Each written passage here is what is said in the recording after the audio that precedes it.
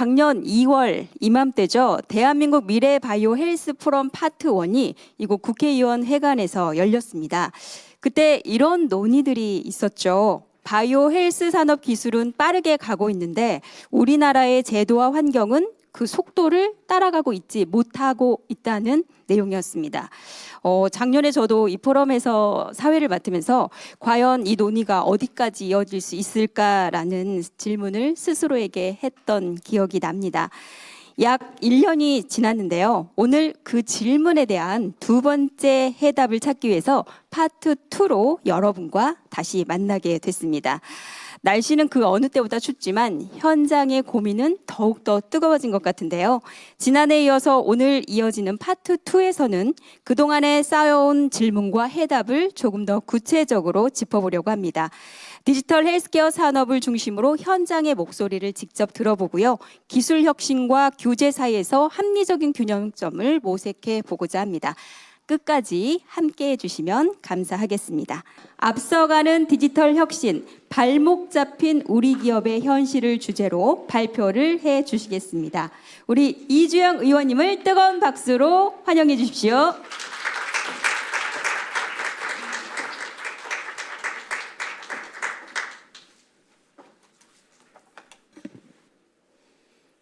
밖에 눈 오는 거 보셨어요?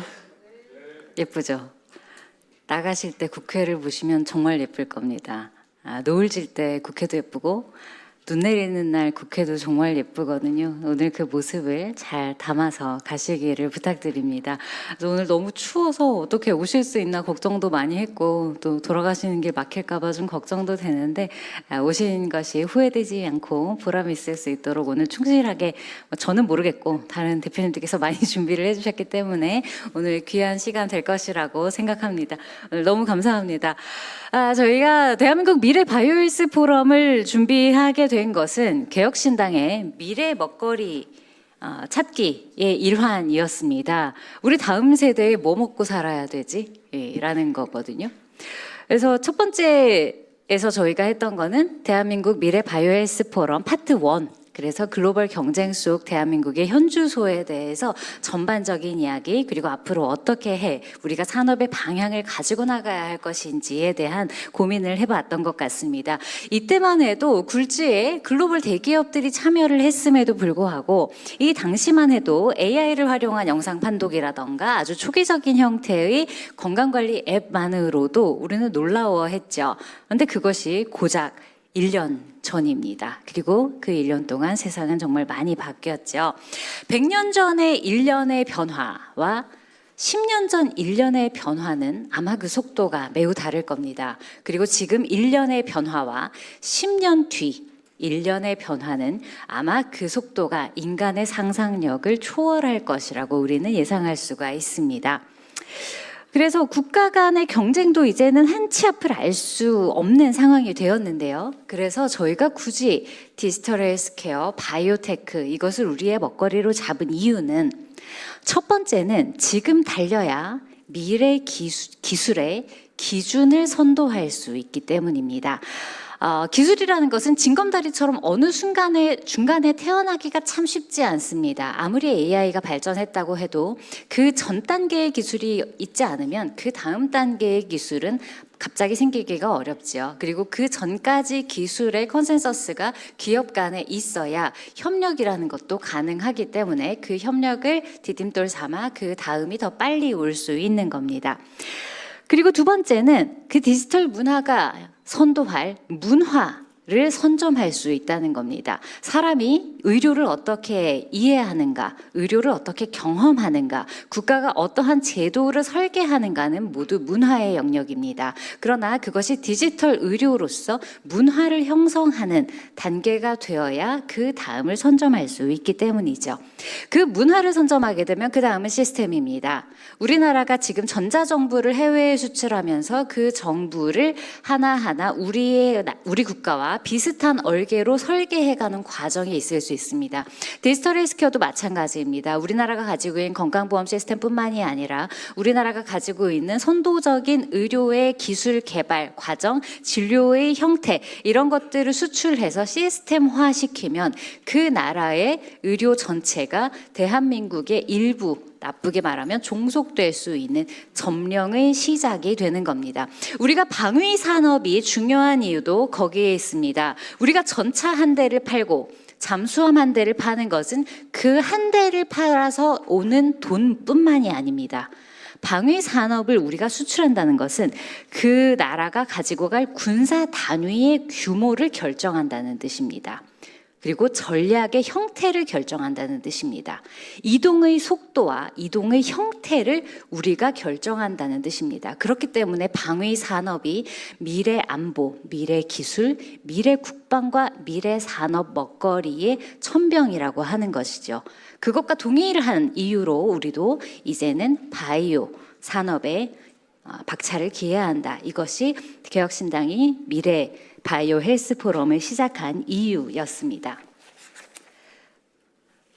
그리고 또 하나의 문제가 있죠. 국제 정세의 변화입니다. 미중 무역 그리고 기술 경쟁은 아마 쉽게 끝나진 않을 겁니다. 이것은 과거의 문제뿐만이 아니라 앞으로 AI를 통한 산업의 고속 성장을 통하기 때문이기도 한데요. 문제는 지금 트럼프의 여러 움직임이 지금 우리가 보기에는 무언가 원인으로서 작용하는 것 같지만 어쩌면 지금 트럼프 정부의 행보는 원인이 아니라 결과일 가능성이 높습니다. 지금 각국이 가지고 가고 있는 산업 공급망과 안보 공급망은 아주 위대한 재편이 이루어지는 시기라고 저는 생각을 합니다. 과거 자원의 불균형이 있었고 그 이후에 군사력의 불균형이 있었다면 지금은 정보 소유의 불균형이라고 할 수가 있겠는데요.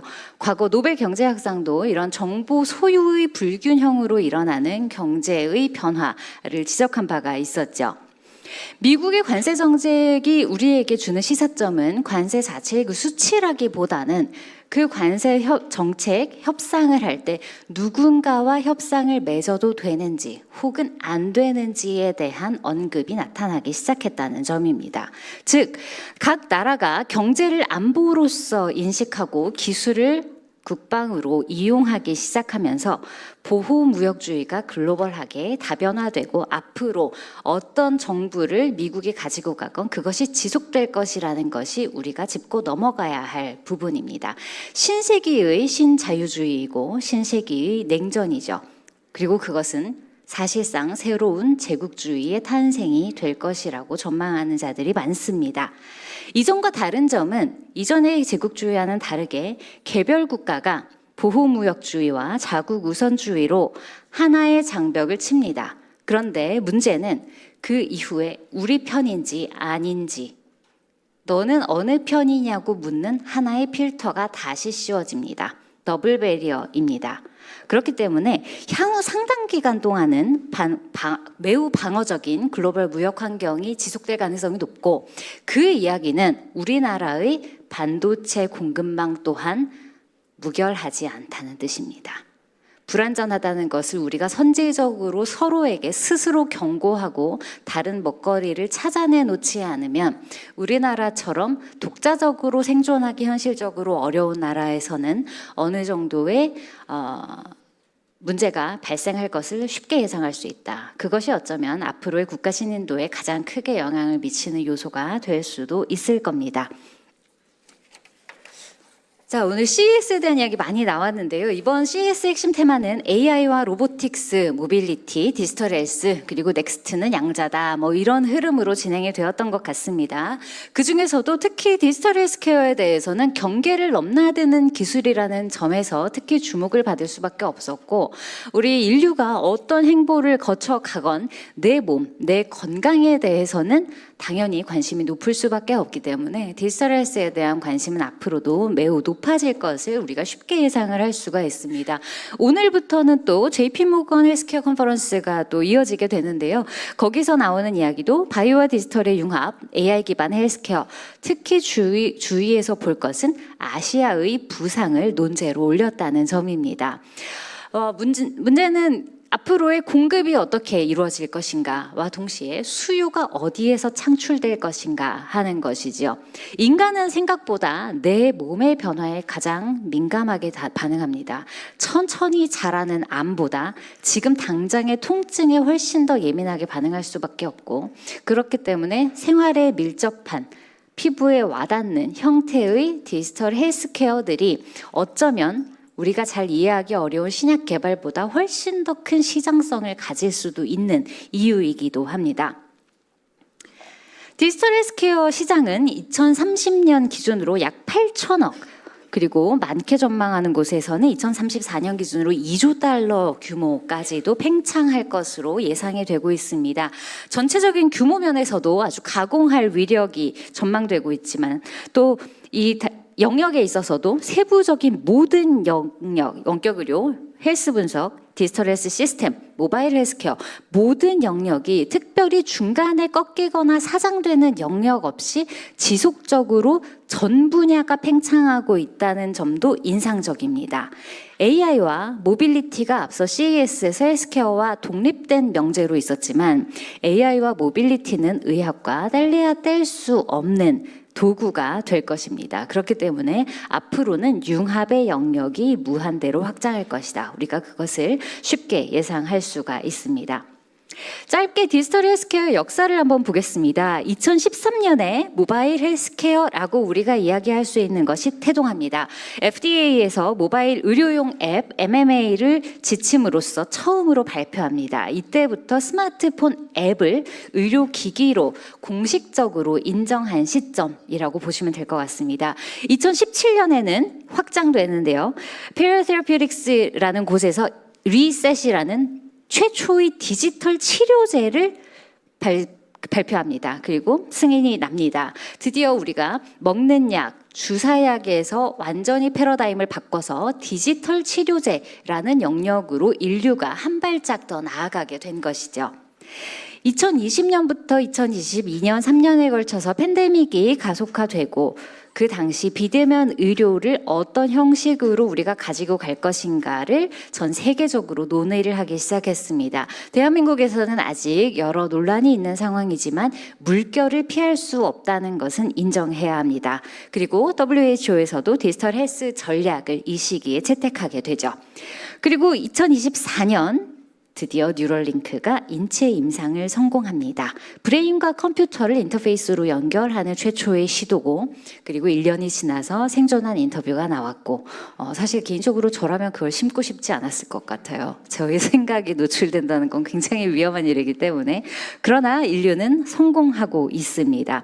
그리고 2025년 FDA에서는 PCCP 변경 제어 계획, 앞으로 모든 의료 디지털 헬스케어 혹은 디바이스 그 외의 모든 기술은 스스로 진화할 것이기 때문에 어느 시점의 것을 허가하거나 승인하는 것을 인간이 하는 것이 아니라 그 기업이나 그 기술을 신뢰할 수 있다면 거기서부터 자동적으로 학습되고 진화하는 것들은 지속적으로 쉽게 승인할 수 있게 하겠다는 선언과도 같은 지침이었습니다. 조금 더 자세히 보면 지금까지의 가장 인상적인 혁신, 주관적인 겁니다. 제가 가장 깜짝 놀랐던 두 장면인데요. 첫 번째는 많이 보셨을 일론 머스크의 뉴럴링크입니다. 이 정수리 부분에 지금 저 손으로 잡고 있는 정도의 칩을 이식을 한 거죠. 생각으로 기기를 제어하는 시대가 열린 겁니다. 오른쪽에 보시는 자료화면은 애플의 비전 프로 어시스티드 서지컬 필드를 보여주는 겁니다. 비전 프로를 착용한 상태로 수술방에 들어가는 건데요. 저는 이 시점 이후로 우리나라의 전통적 수련 체계를 빨리 바꾸지 않으면 큰일 나겠다는 생각을 했던 것 같습니다. 의정 사태뿐만이 아니라 앞으로 기술의 발달 때문에도 이제는 원로의 개념, 경험의 개념이 바뀌어야 한다는 것이 저의 생각입니다. 수술방을 한번 보시겠습니다.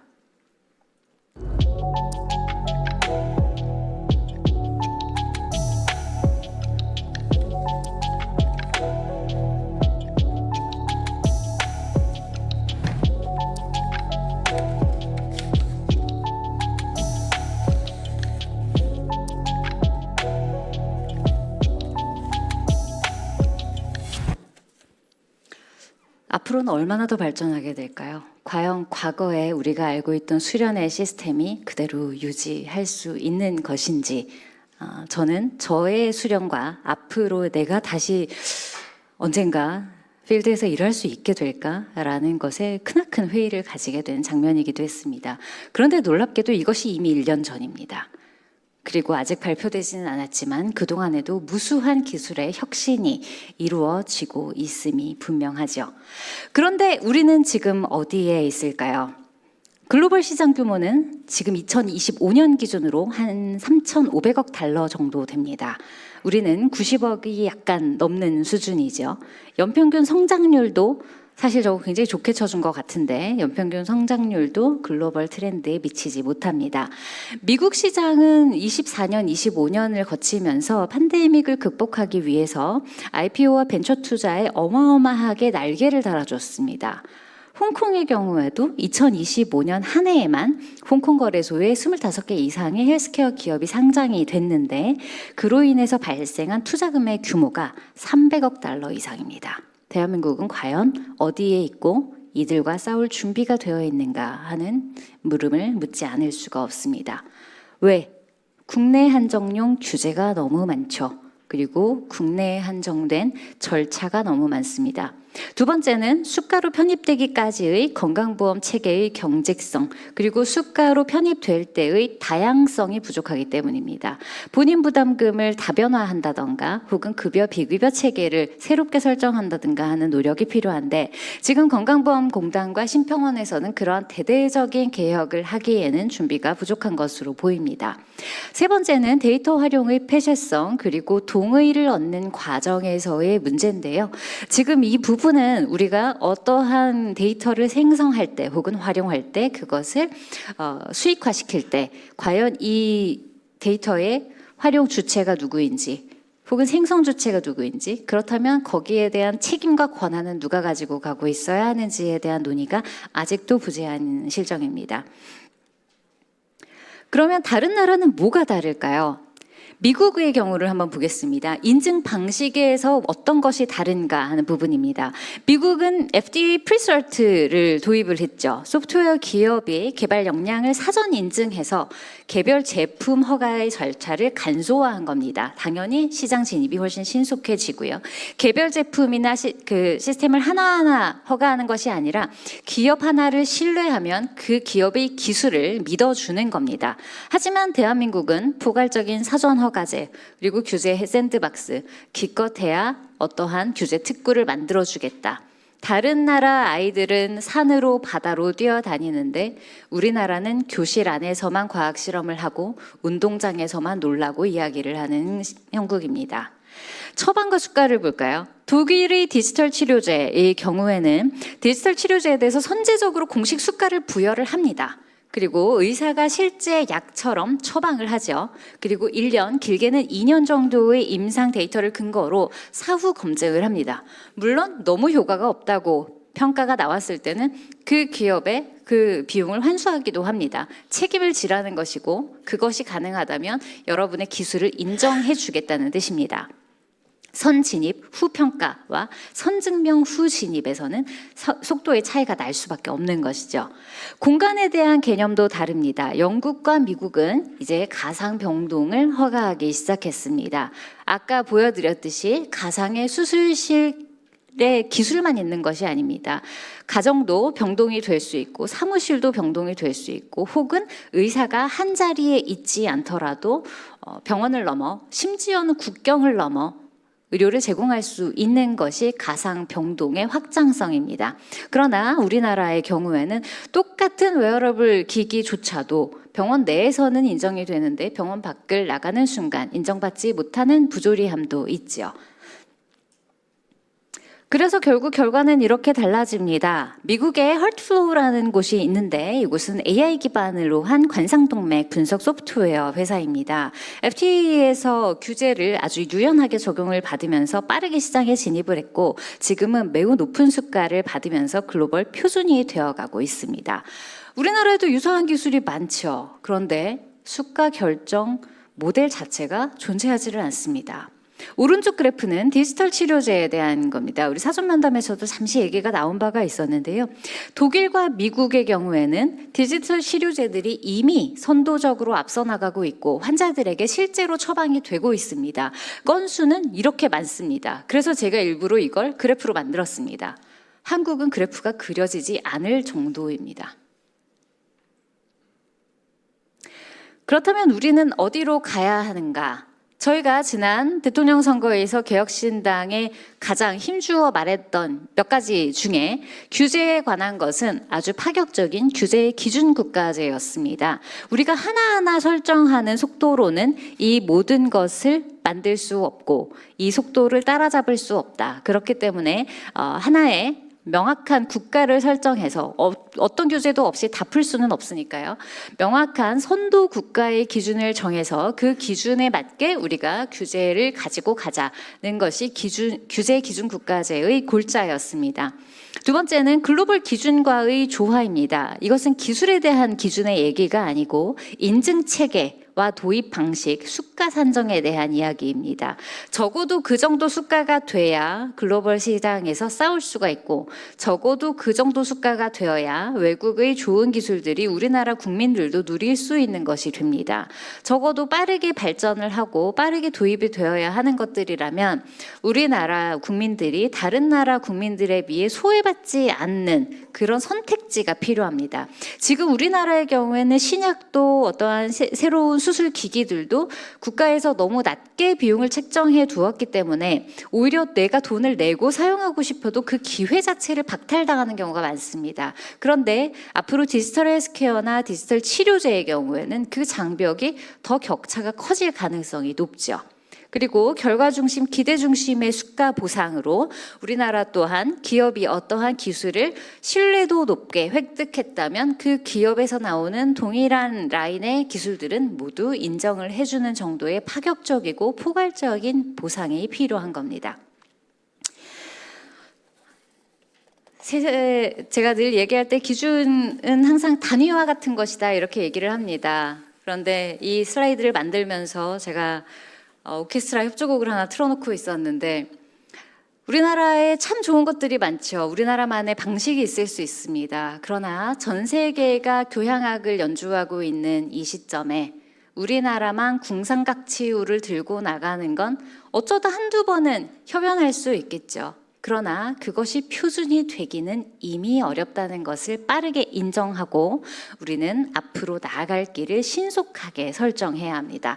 기업도 필요한 일들이 있겠죠. 자사의 데이터들을 글로벌 표준에 맞게 충분히 모아두셔야 합니다. 그리고 명확한 개발의 마일스톤도 보여주셔야겠죠. 그래야 국내외에서 인정을 받기가 좋을 것이고요. 지적재산권에 대한 보호는 국가와 기업이 협력해야 할 부분이라고 생각합니다. 그렇기 때문에 제가 이 슬라이드 만들 때 여기까지 만들면 이제 끝났다 하고 했거든요. 다 했다. 이제 여기서는 내 CS까지 넣었는데 더 이상은 없겠지 라고 하고 파워포인트를 마무리하자마자 이게 떴습니다. 챗GPT에서 헬스케어를 인트로듀싱 하지 말지, 일주일만 있다가 하지라는 생각을 했는데 이건 또 우리의 생활을 어떻게 바꿀까요? 아마 파트 3가 되면 제가 또 이 이야기를 다시 한번 하게 될 것 같습니다. 발표자를 절망하게 하는 챗GPT 헬스케어였지만 우리에게는 또 어쩌면 새로운 희망이자 새로운 시작이 될 수도 있을 것 같습니다. 시간은 없는데 허들은 참 많죠. 그 허들을 치우는 것 국회에서 열심히 하겠습니다. 정부는 열심히 군량미를 대주셨으면 좋겠는데 보건복지부 나오셨나요? 전투는 여러분의 몫입니다. 오늘을 시작으로 우리나라 디지털 헬스케어의 무궁한 발전을 기원합니다. 개혁신당도 여러분을 위해서 최선을 다해서 함께 뛰고 노력하겠습니다. 감사합니다.